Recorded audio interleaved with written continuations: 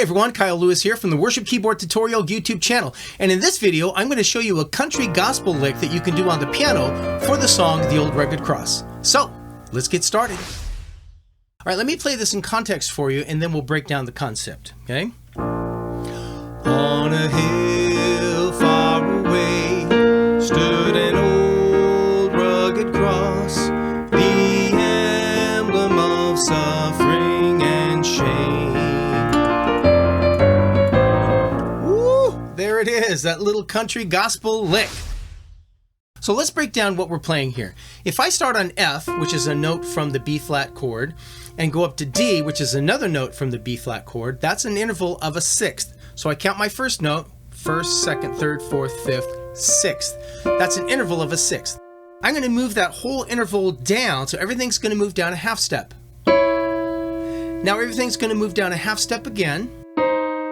And then I'm going to conclude it with two notes of the B flat scale. This moves down to D, and this moves down to B flat. So I have a whole step here at the end.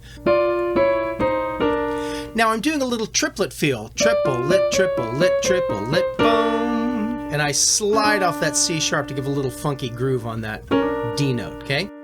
So I'm playing top, bottom, top, top, bottom, top, top, bottom, top, boom. So let's hear that at speed. Now what I'm doing in my left hand is I'm actually moving up. So I have what's called contrary motion. One hand is moving in one direction while the other hand is moving in the other direction. And I'm just going to start on the 5th degree of that F, and I'm just going to climb in the scale. So it sounds like this together.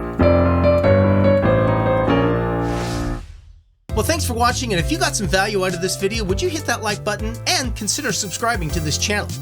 And before you sign off, make sure to check out some of these other videos. We'll catch you next time. Bye.